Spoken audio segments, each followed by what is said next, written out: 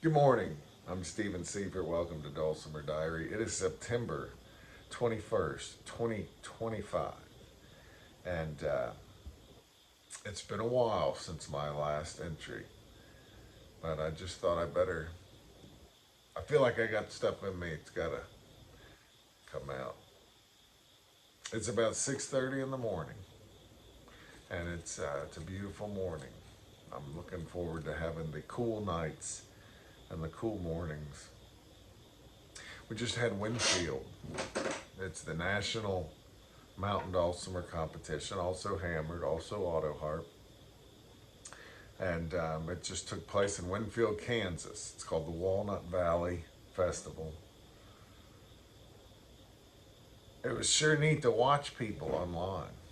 You can you can watch a live stream of the contests. I got this idea about contests I got to get off my chest.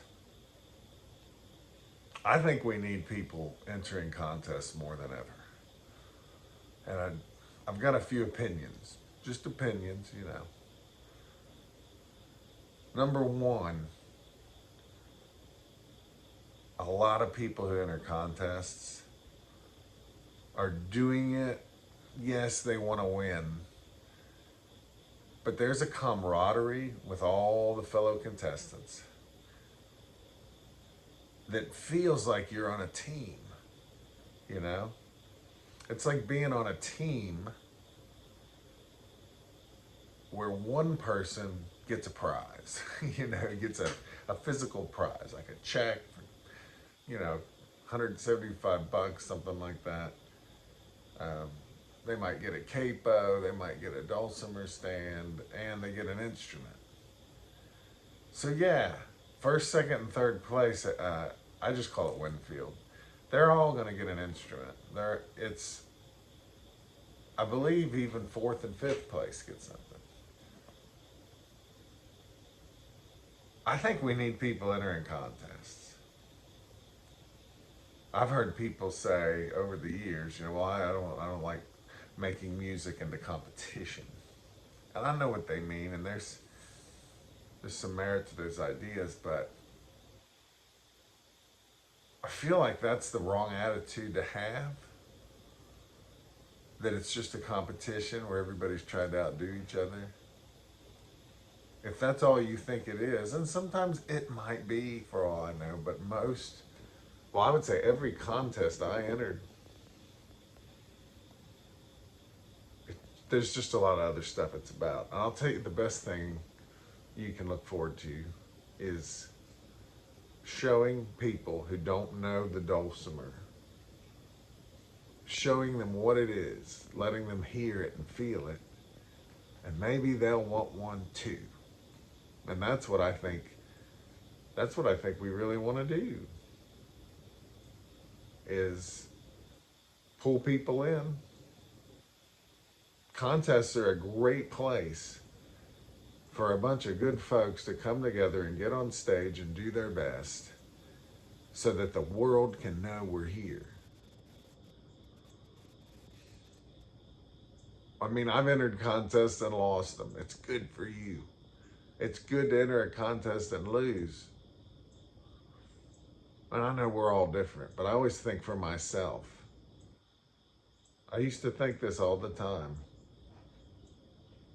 If I'm upset about losing, if I'm just really wrecked, there's a problem. I never did get really wrecked. I went to Winfield, I was a young man. I forget, I guess I was 21. I had played for a number of years, and I had won some smaller contests like Coshocton. I forget the order of all this, but Athens, Alabama, there's a number of them. And I went out to Winfield to see how I might do. There was a lot of family that came with me. My mom and dad came. Well, actually, mom and dad. That's a lot of family because dad didn't like to travel that much. There was my friend Dave Schaefer, who's my dad's age. He's still going strong out there, songwriter I'd played with. It's funny, two of the first musicians I recorded with quite a bit were, one was named David Schnoffer, dulcimer player, and the other was David Schaefer. And we ended up making 3 albums together, I believe 3. Anyway, Mom and Dad and Dave were there, and there might have been some other folks. And I was so intent on getting to know the other contestants and being supportive, and I loved walking around and listening to everyone. Well, Dana Hamilton had been practicing, and he's known as a hammered dulcimer player and a banjo player, but he plays mountain dulcimer too, and he got in there with a 3-finger style. I think he had finger picks on. I heard him warming up, and I thought, uh-oh, it was wild, And I remember right then thinking, I might not win this thing.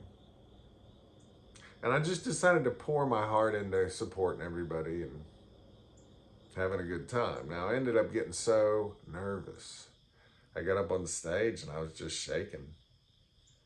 And I guess I played all right, but I think I realized that I wasn't really at the level of some of the other contestants. I didn't make the final 5, It was a little embarrassing to have all those people come. And David Schnoffer, he kept telling me, you're going to win it. You're going to win it.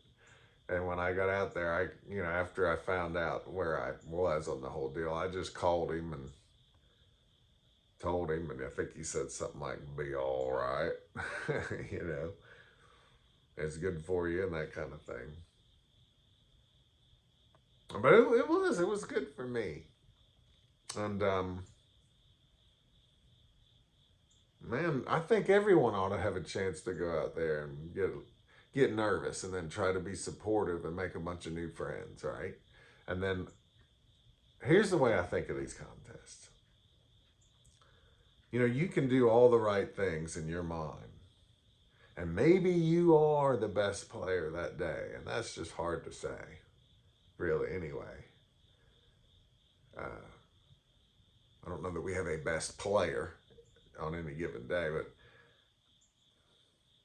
there's so many different styles and techniques. But let's just say you're ready and you're the best player that day. That doesn't mean you're going to win, because there's dice involved. There's chance. There's judges who have different preferences, different ideas. And sometimes little things happen backstage. It's just, I got to tell you, it's not like you're being judged in a perfect way, or that you even could be. It's kind of a game, and it's not a terrible game. It can be a fun game. We all show up. We're good to each other. We do the best we can. We congratulate the winners. And just because you win or lose, it doesn't mean a lot. But it does mean good things if you win, and it means good things if you lose. But you got to open your heart to it. Sometimes I feel like the people who most, I got to be careful how I say this, the people who most dislike the contests, the attitude they bring to it, kind of the way they see a contest, I feel like that pollutes the whole thing a little bit. Get in there with these nice folks and show the world what the dulcimer can do. And show yourself what you can do under a little pressure. Not everybody wants the pressure. I know that. But we've got a trend, right? I don't know if there were 13 contestants and maybe 7 for hammered. Well, that's not enough. Let's get that thing up into the 20s or the 30s.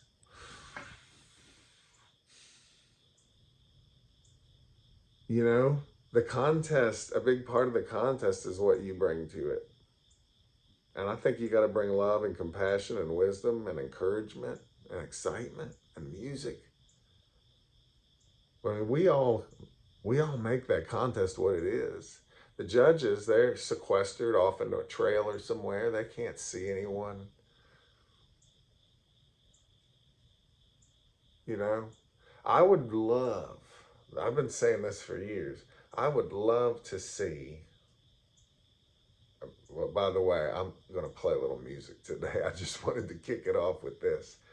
I would love to see seasoned performers enter the contest at Winfield. I would like to do it. At one point, I talked to Aaron May about this. We were saying, let's invite everyone we know to come. I mean, all of them.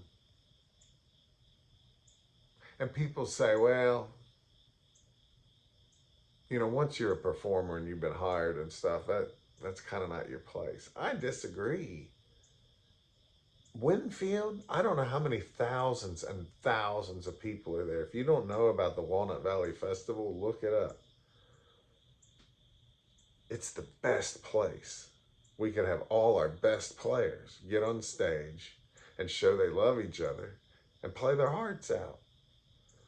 Because that's going to be where the world sees us. It's mostly known for being, you know, the national flat picking competition. It may be the international, for all I know, for guitar. And we might as well call it the, you know, the global trans dimensional, you know. I mean, it's a big deal. And bluegrass, you know, and for a lot of other folks too. So many good players come from all over the world. Why can't we put our best mountain and hammer dulcimer players on those stages?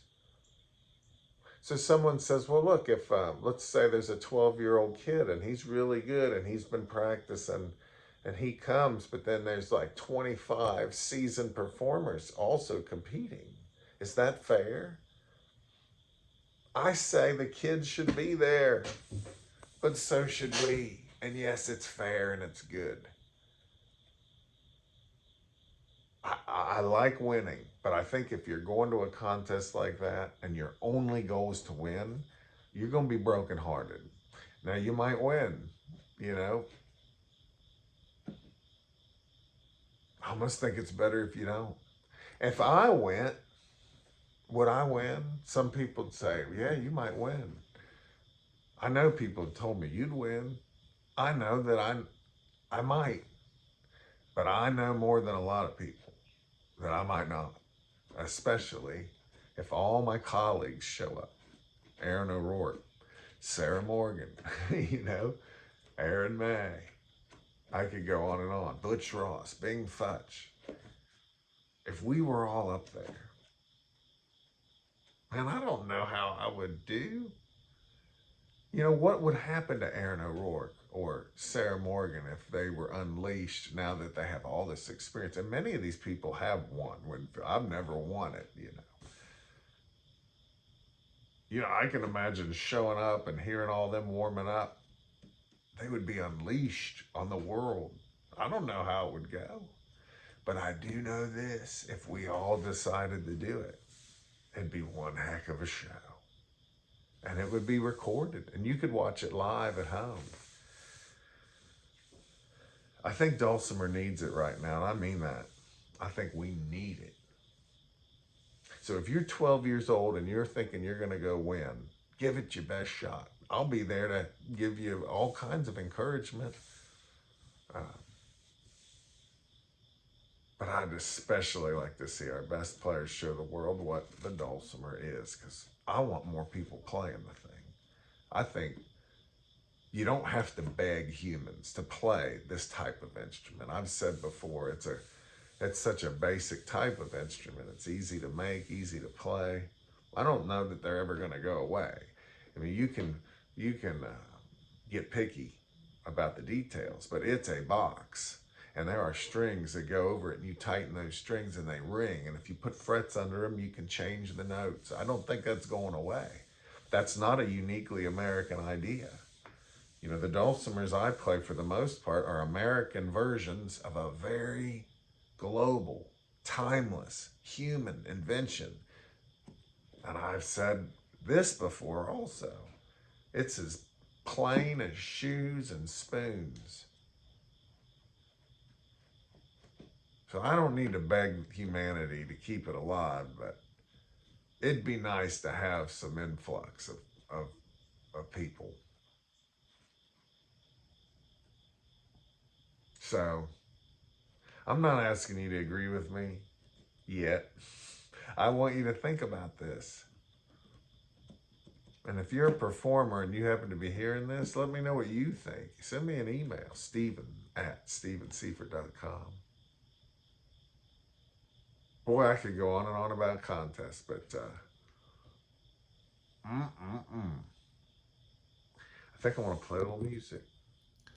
So I wanted to show you guys how I learn a tune sometimes, and this isn't the only phase of learning tunes, but I just open it up and see what pops up. Now here's a whole bunch of keys by Tommy Jarrell. It's in the fiddle tuning of A, E, A, E, and that tells me it's probably an A tune. If I look at this key signature, it's got 3 sharps, F sharp, C sharp, G sharp. That is definitely the key of A key signature. Now the fiddle tuning, you know, that even tells me more likely what we're dealing with. There's the dog. Hey, Bracken, what are you doing, buddy? So, but you really got to look. I like to look at the last note. Now this down here is like variations, but this second ending here, it ends on an A, so that's a good clue. Now one thing as I look through here is I've got some natural, G naturals. So that's like this key signature, but instead of the G being sharped, at least sometimes it's a G natural. So that would be like mixolydian, A mixolydian. We've got an A part, we got a B part. Now look, you guys have heard me talk about this, but I'm gonna definitely be listening to Tommy Jarrell play a whole bunch of keys, and I'm gonna sing along with it. But sometimes before I do that, because that's the way I mainly like to learn it, is singing it, I'm going to try to sight sing this. And I'm always telling people to do it no matter how bad you sound. So you're going to hear me sound bad right now. Boy, this is not YouTube ready, but this is reality. If I'm going to ask you to sing in front of your dogs and cats and husbands and wives, I certainly can do it in front of the world, right? And it's not going to be pretty. I randomly pick a note that I think is a decent note. Sometimes I have to change it, and I make it be an A. I don't know that it's an A, but I treat it as the first note of the scale. Think of do, re, mi, fa, sol, la, ti, do, do, do. I'm going to pretend those are A's. Well, this is not an A at the start. This is an E natural. A. What does an E sound like after an A? E. Yeah. And then I just try to sing it, mistakes and all. Yada, yada, yada, da, da, da, da, yada, da, yada, yada,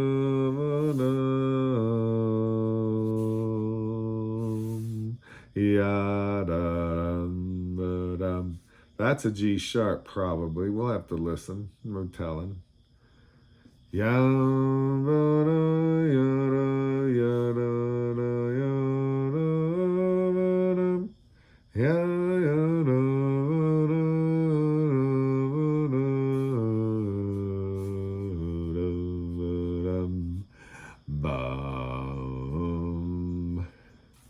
then we got a B part. Yada. Now I haven't looked at this, you know. I've been sight reading for years, just singing like this. Ya da da da, ya da da da da da da.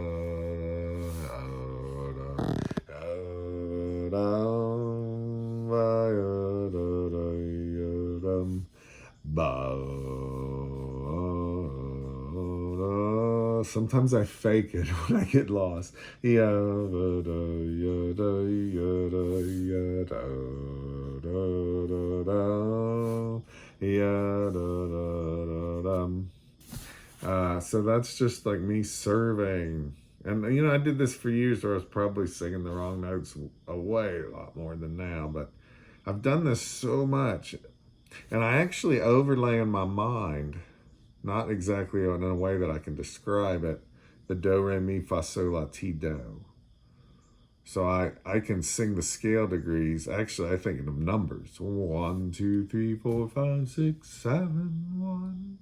And I know that if to make this a G natural, 1, 2, 3, 4, 5, 6, 7, 1. So I'm kind of thinking 5, 6, 7, 5, 5, 4, 4, 4, 5, 7, 1, 1, 1.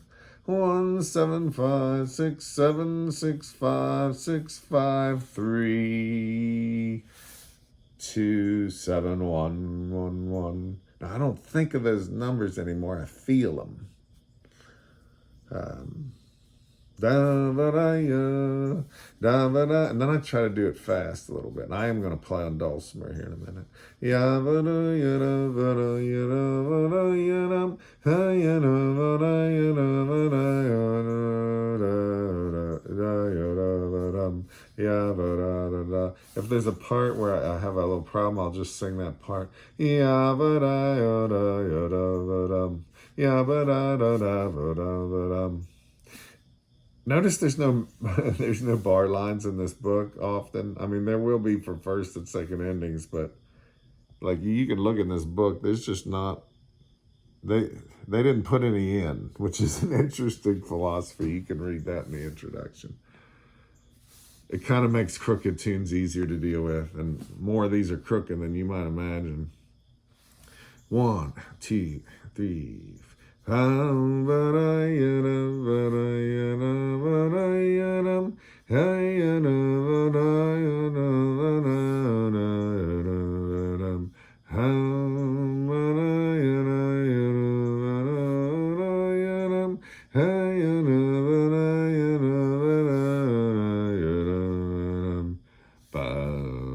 I guess I should have been the second inning. Yeah, da da da da.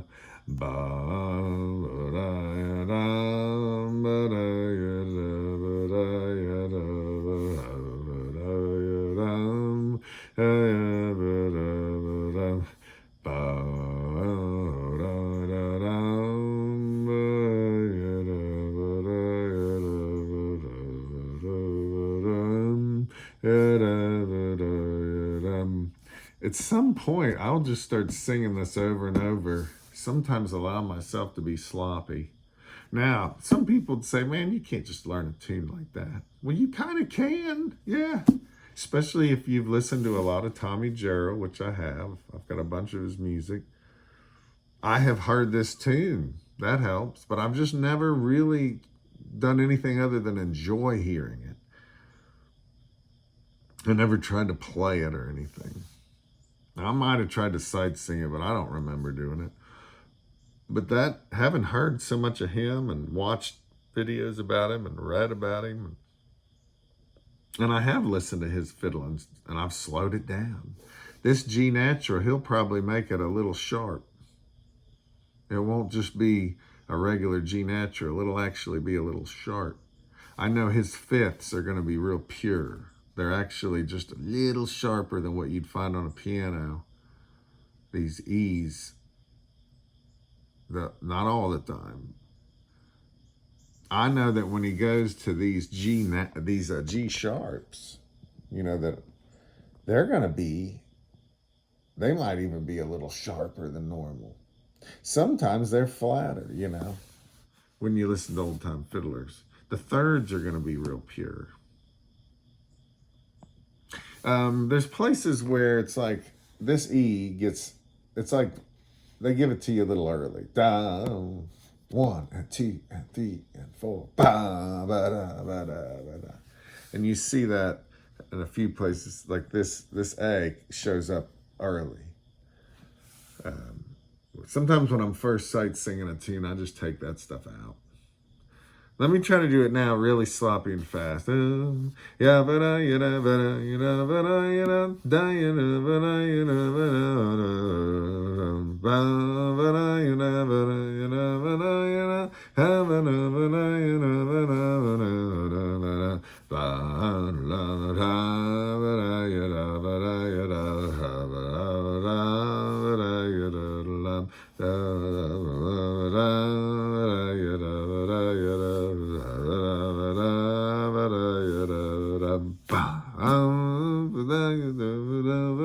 know, but that's it's hard to listen to me do that, and I'm not going to do it much more here, but I would do it over and over and over and over and over and over and over until I can look away from the page and just get the idea. Right now, let's see what happens if I look away from the page. Now I'm going to just see what comes out of my memory, and I'm not hard on myself here, and I'm not going to get it right, probably. Might, probably not. This is not too terribly long. It's not a long tune, you know.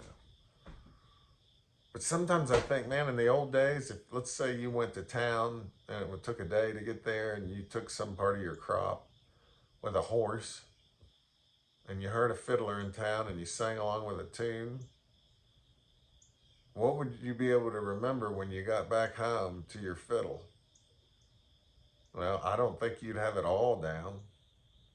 Depends on the person, but most people, I think, would come home with a certain impression, like an abstract memory of the tune, and they'd have to fill in the gaps. And I think that's why a lot of tunes sound different.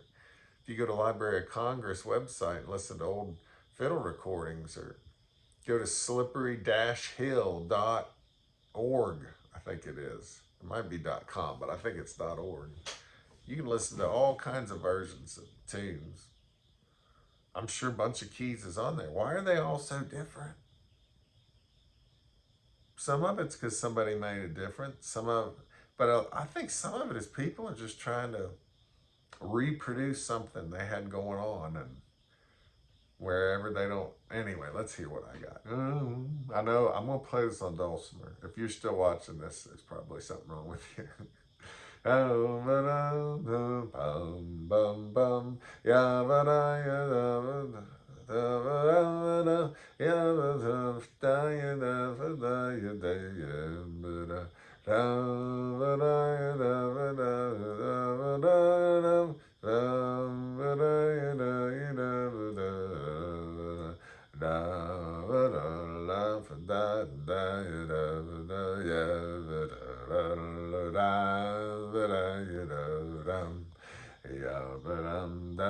I know this isn't all right.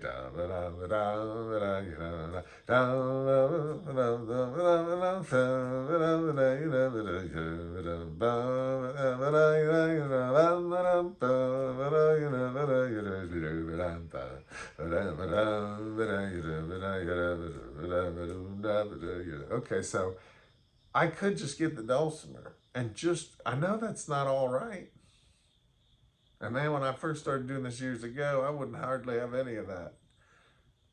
But I could just play what my impression was without checking my work. I don't have to look at the book. I don't have to listen to the recording. I can just play something and make it work and just live with it. I love that about folk music. Now, having said that, I certainly would like to hear Tommy Jarrell play the tune. So let's try a little of that. All right, so I found this on YouTube, and there's more than one recording of this, but this is a neat album. Tommy Jarrell's playing with Fred Cockerham on banjo, clawhammer banjo, and this Oscar Jenkins on fiddle. Old Bunch of Keys. So I listened to this at full speed, and I'll have thoughts on it. So let's check it out. Remember, we're putting this on a Dulcimer if you didn't know.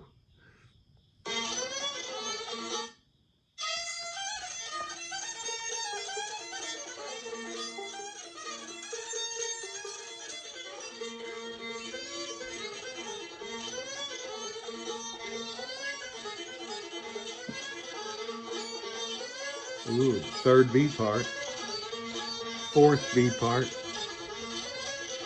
A. Nope, a fifth B part, A part.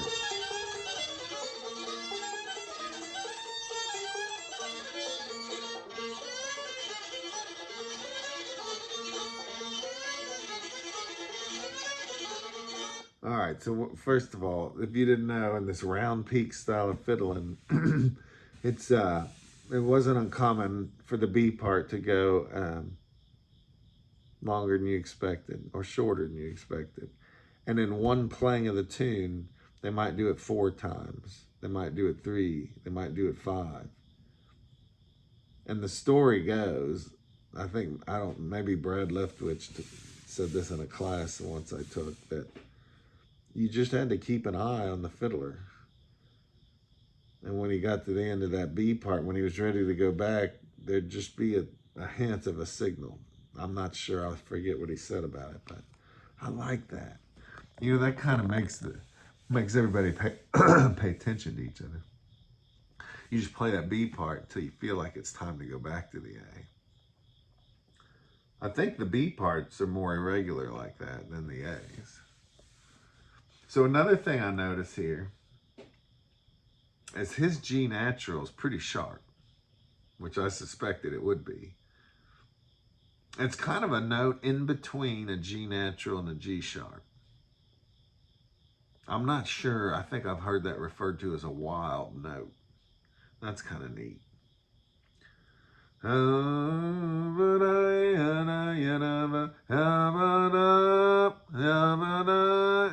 It's almost like a bluesy vibe on that thing.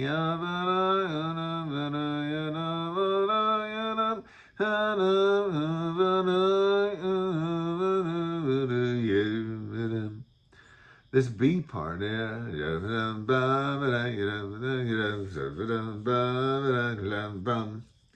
I start taking notes out. If you listen to the clawhammer player, they're leaving things out sometimes, and part of it's just the fiddle. It's so efficient at getting lots of notes in.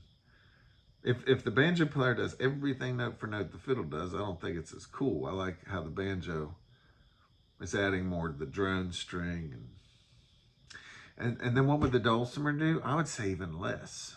So right now I'm trying to imagine a dulcimer version. I want you to hear what I do on YouTube. If you're signed in, if you're signed in, you can go to the speed settings. I want you to see that.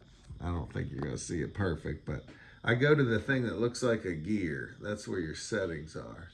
Boy, I'm getting messages. I haven't used this iPad in forever. They're coming in hot and heavy. Playback speed. You can set this. I'm going to go right now to 60%. I usually enjoy slowing a fiddle tune to about 60. If you're on your browser on a computer, this is even easier to do. Are you seeing that all right? So now let's listen to this at 60% speed.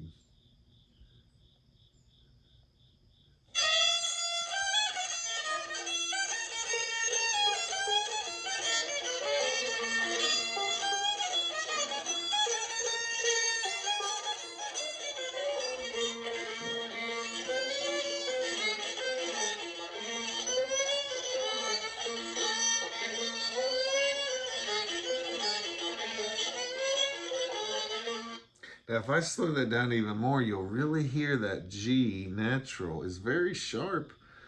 In his mind, that tune may not be what it is in your mind. Or better yet to say, I could say your ear. Let's take this sucker down. Let's see. Let's go down to 35%. I want you to listen to that sharp note. It's almost got a bluesy bend on it.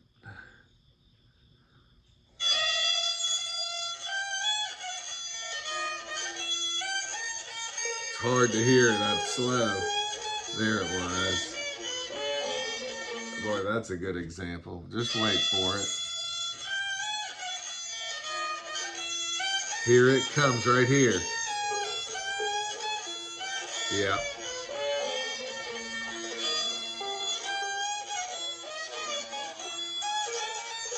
All right, so I can't do that on a dulcimer, or can I? Yeah, I can, a little bit. A little bit. You know, Fred's playing that clawhammer banjo. It didn't have any frets in it, I'm pretty sure. So he could get some of those notes too. That's one of the cool things about hearing those two play together. And I'm not as familiar with Oscar Jenkins, but somebody will tell me I should be. But I have an album that's just Fred and Tommy, and it's so cool to listen how these two unfretted instruments have some wild notes in there. On the dulcimer, I can bend a little bit now and then, but it kind of starts to get plain, you know. Well, how about we? I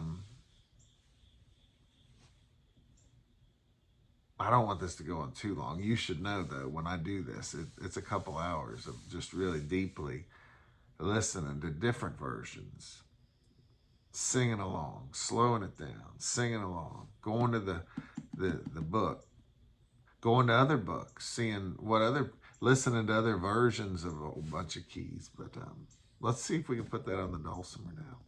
If you made it this far, boom, you can win the prize. All right, first we got to get this thing down into A. I could just capo DAD at 4.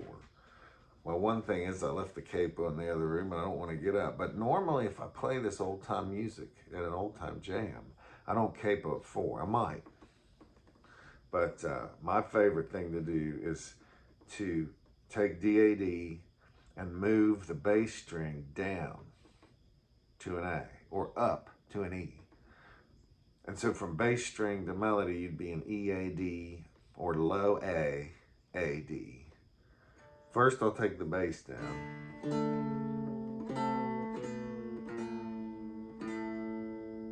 I've talked about this before, but I love saying it.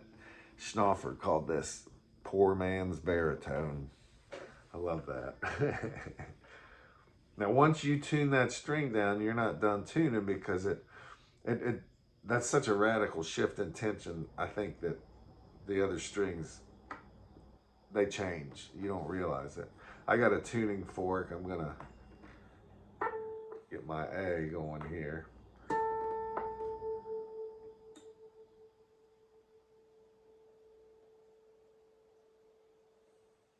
Now, I may not be in tune with the recording. That's another issue. But right now, I'm just trying to separate from the sheet music, separate from the recording, and just see what my impression is.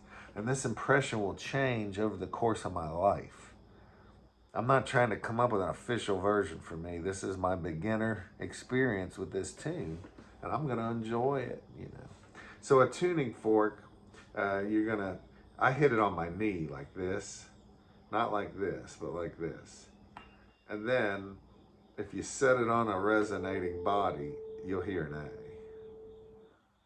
So listen to that. Well, if you also do a harmonic on the middle string, which is the A string at 7, you get that same note. And if they're a little bit off, you're going to hear what's called a beat frequency.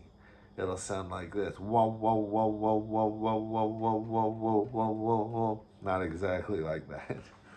But as you get the string closer to what this is, you'll hear this happen.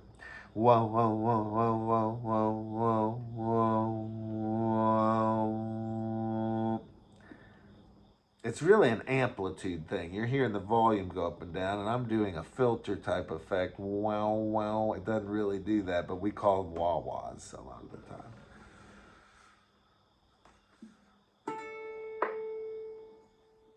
Listen to it.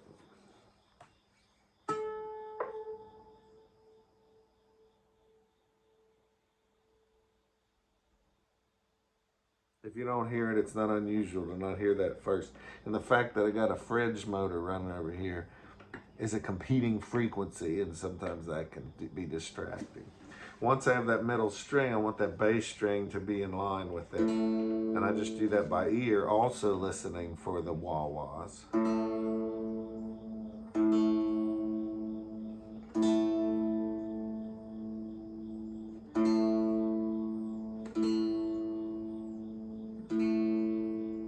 When you tune a string that far off of what it's meant to be tuned to, it's a little floppy.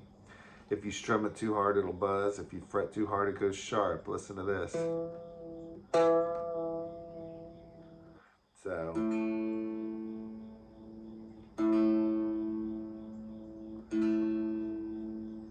can't beat it to death. The fridge is messing with me. We'll go with that for now, but I'm not happy with it. And then to get the melody string, I'm going to fret the 3 on the middle with my right hand index finger and pluck with my right hand thumb. Because my left hand's going to be busy turning these, and I want to keep the notes ringing so I can hear the wah-wahs. Take my finger off each time just to reset my hand. Make sure I'm not starting to bend the middle string.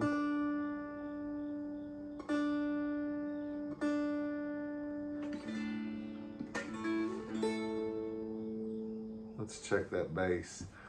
It's not a bad idea to check it with a pick right now.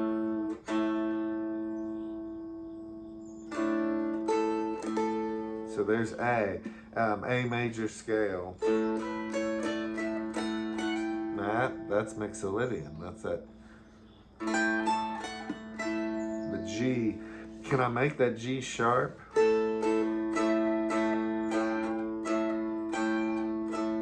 I might put a little bend on it, but not if I'm really trucking, you know. So this tune, and I am going to look at the paper for a minute. Remember I told you I was going to sound terrible.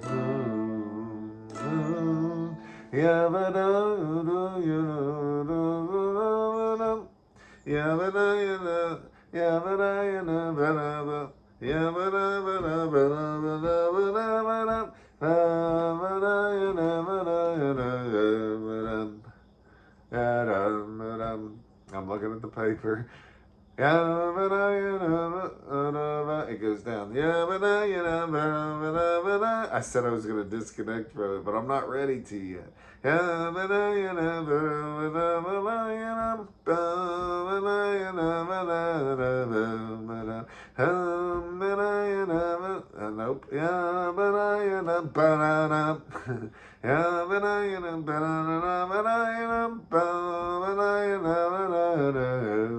Now with the paper.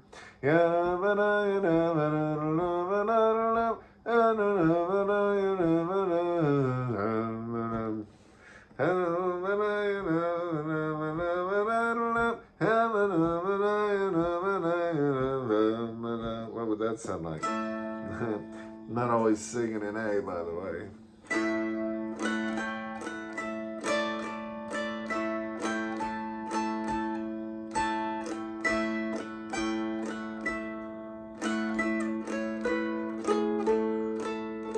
Now when I need a G sharp, I do have one on the middle string here at 6.5. And I know this is weird, but I'll keep this A down with my pinky on the melody string. And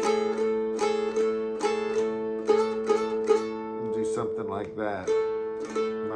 Not always exactly like that. So the second half of the A part.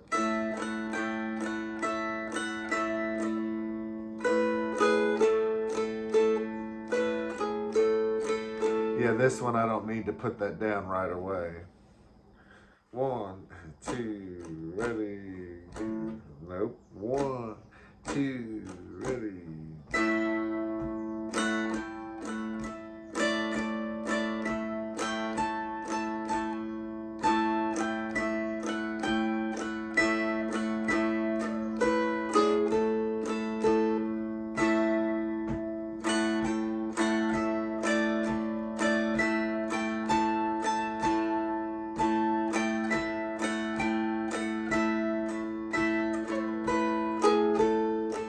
That part goes, but when I'm going faster, I'll do a Dulcimer slide probably, where I don't really target the 6.5 like that. I just slide through it.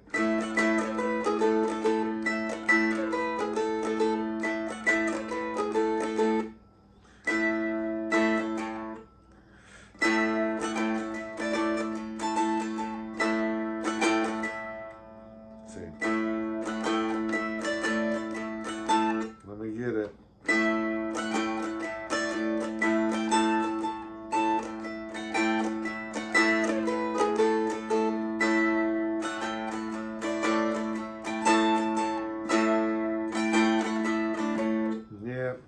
working on it.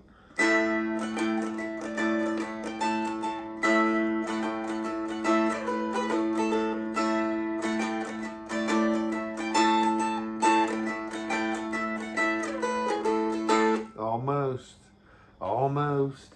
And then I'll go back and listen to the recording, and I'll look back at the paper. B part. Yeah, but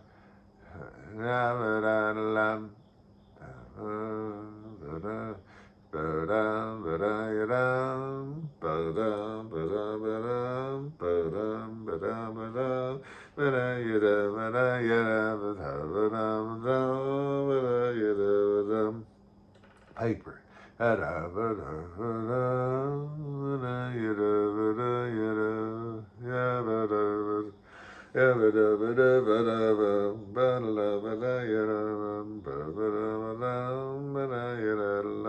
Why don't musicians make YouTube videos like this? Because ain't nobody gonna watch them. I mean, somebody will. But the truth is not very entertaining sometimes. The way I'm chewing through this, working on it. Yeah, so one, da ba da you know. Ba-dum, ba-da, ba-da, ba-da, ya-da, ba-da, ya-da, ba-da, ba-da, ba-da, ya-da, ba-da, ba-dum, ba-da, ba-dum, ba-da, ya-da, ba-da, ya-da, ba, ya-da-da-da. Looking at the paper. Yeah, ba-dum, ba-da, you know. Okay, back to my impression. Let's get away from that book. Okay, I know how to do that. I have to close the book. All right. I have to turn off the iPad. All right. Now it's just you and me. We can get back to business. Okay. So whatever I got, what I got for today. I can do a better job on this later. Let's see what comes out of old Steve here. Old bunch of keys. 1, 2, really slow.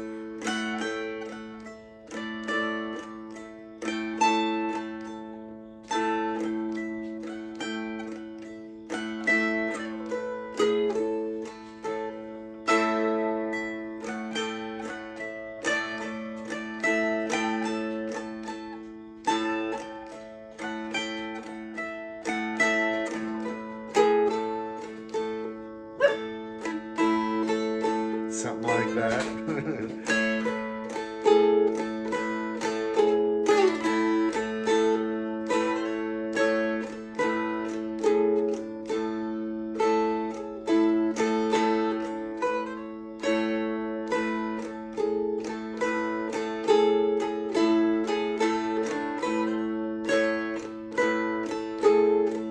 It's turning into something. Now here's the point where I have to have a little faith.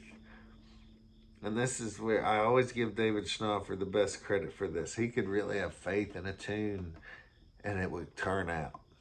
As far as I know, most of the time. My tendency is to think, it's not really working.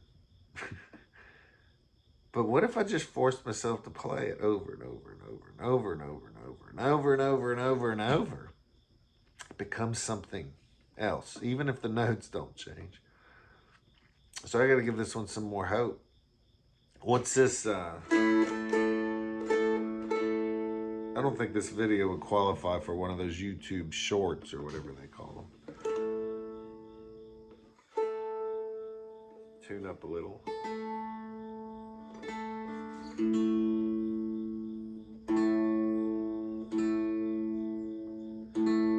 When you've got that bass string tuned so low, when you first hit it, it goes a little sharp.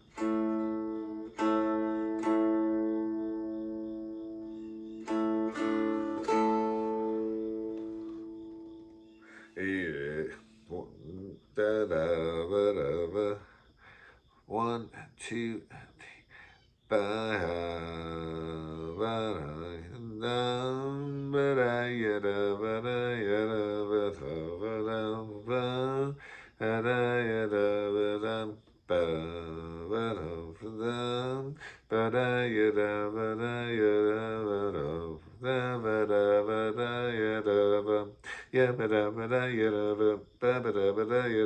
That's weird.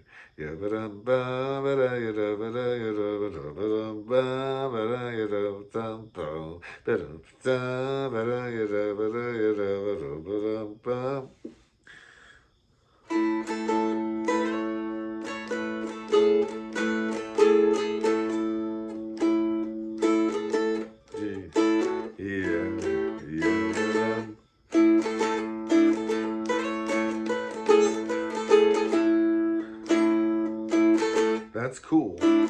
All right, I didn't think of that before. Just the fingering.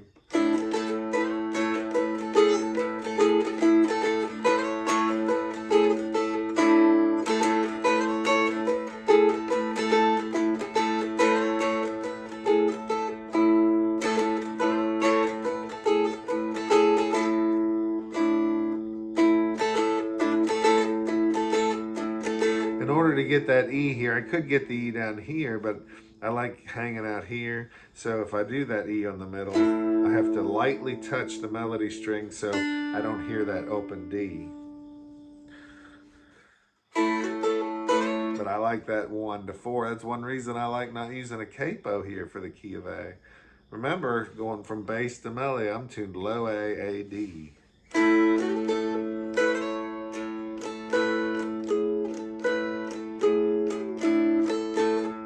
See, it's hard to get from. But that's cool. Yeah. So I can go to the middle E or the lower one. I think that works.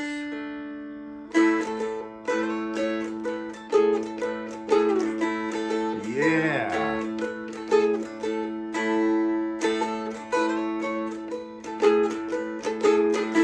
Uh-oh.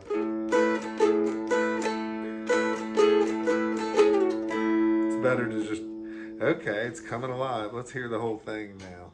1, 2, 3.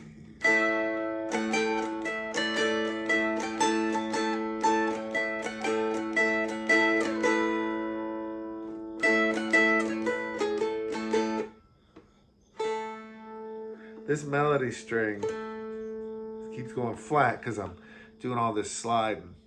Once a string really wears in, I think it quits doing that. But right now, every time I slide, it's going flat. Now, one thing that happens if you don't have some nut lubrication on there is you're sliding around and you're kind of tugging the string towards the right, and you're pulling it through, and the nut is tight enough where it's actually holding on to that string, and that's one reason it's going flat. But I don't have my stuff, it's in the other room.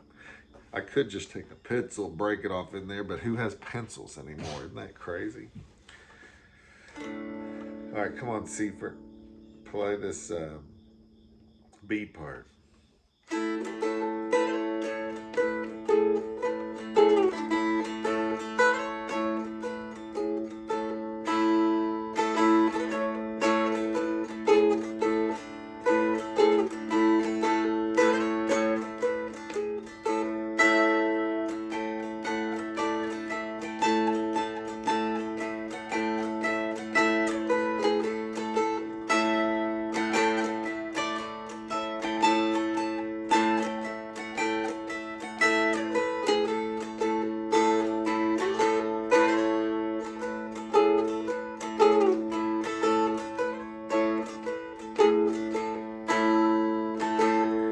Not exactly what I was listening to, but I'm gonna roll with it for a while.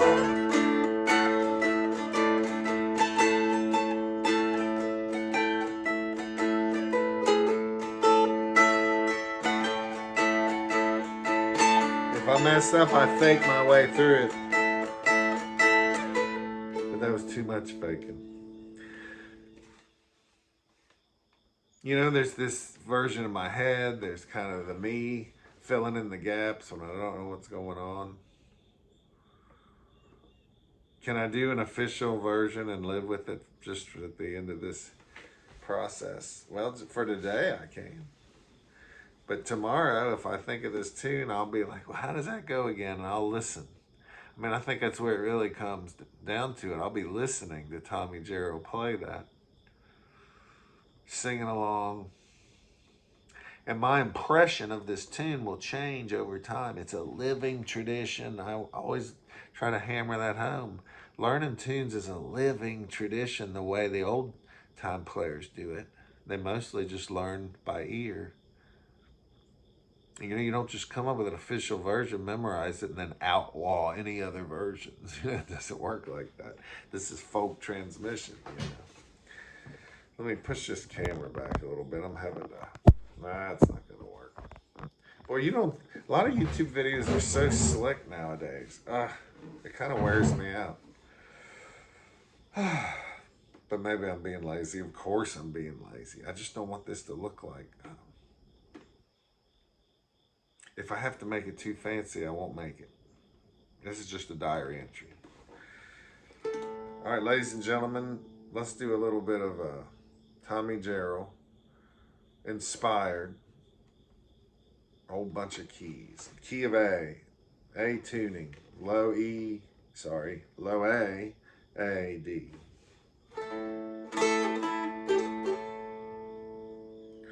One, two, three.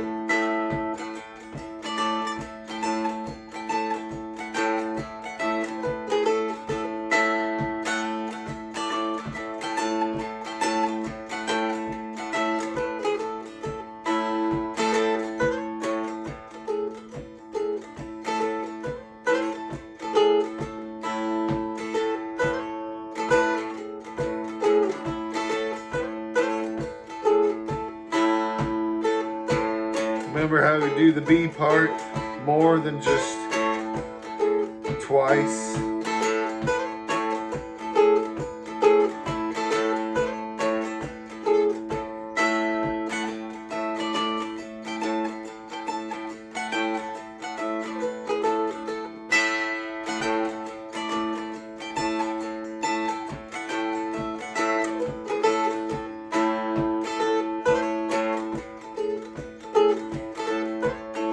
Sometimes when I go faster, something interesting happens. Remember, I know I'm not nailing this, but I just need to get something that works.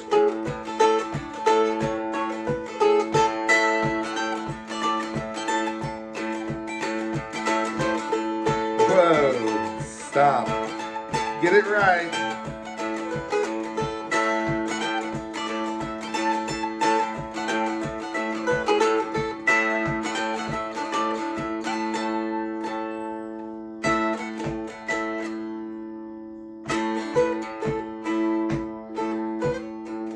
I just speed it up sometimes to see what happens.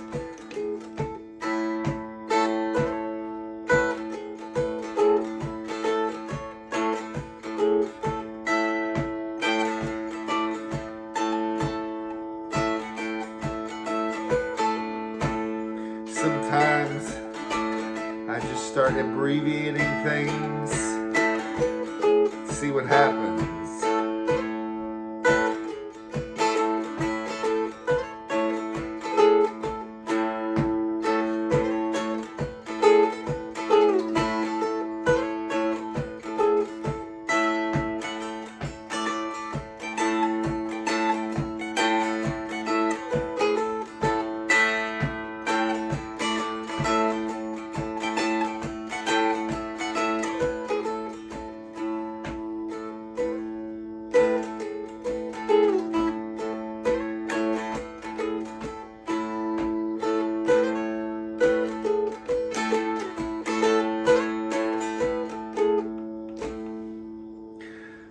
It's got a long way to go.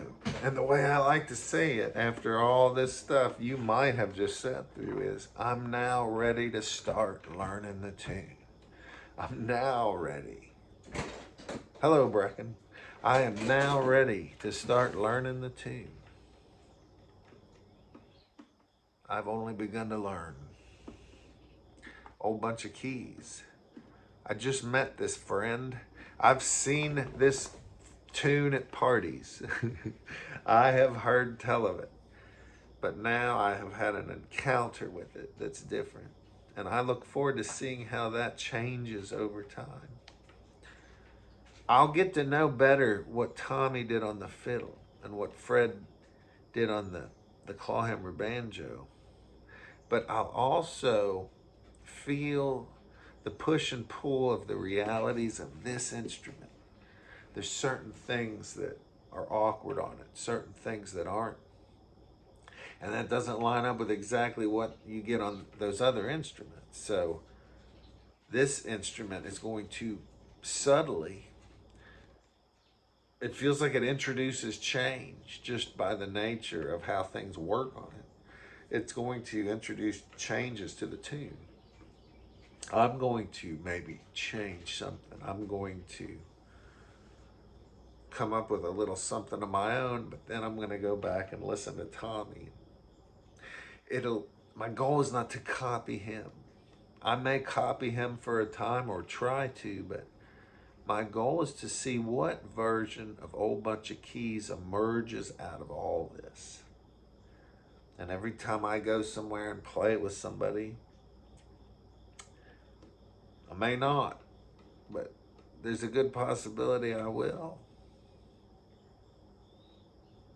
Every time I play with people, it'll affect it. It's a living tradition.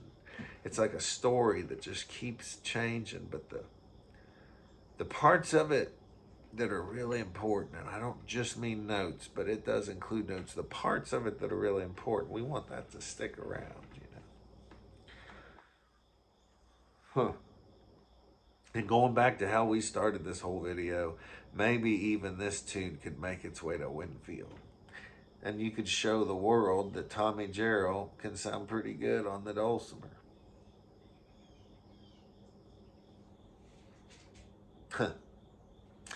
Well, listen, thanks for hanging out with me. I want to tell you one thing I'm doing coming up this next weekend. So what is it? This is Sunday, September 21st. This is a long video. I'm going to be going to Trade, Tennessee. Trade, Tennessee is right near Boone, North Carolina. And when all those floods hit, it was right about a year ago when all that happened. Heather's cousin, Teresa, lives out there. And she was part of the whole effort to try to help people get through that situation. And it was ugly. Well, Teresa's got a lovely barn on her property, and she's put a lot of effort over the last year into making it nice, her and Dave. And we're going to do a benefit concert in there. She's going to invite, 15 friends or so to come. but we're going to stream this live, or try to. We're going to do our best. And we want you to come. So go to stevenseifert.com. If you look at my menu, right under the very top of the menu, you should see something about a benefit concert for the flood folks. So I made it where it's free. All you got to do is add it to your cart for nothing and check out. But this way, I've got your email address. And that way, I can send you the link to this online concert. And honestly, we'd love for you to consider giving some of your money to these efforts. And I'm looking forward to making the trip out there. It's beautiful. Maybe go to Boone for a little bit, see what's going on down there. Thanks for hanging out with me. If you've been watching this for a while, my other earlier versions, there's no promise here this is going to be regular. This is a diary entry. I feel good about it. I feel a little exposed. You're going to, how many people are going to watch all that? I don't know. But I'm thankful to spend a little time with a whole bunch of keys, and I hope you're thankful too. I'll see you later. Bye bye.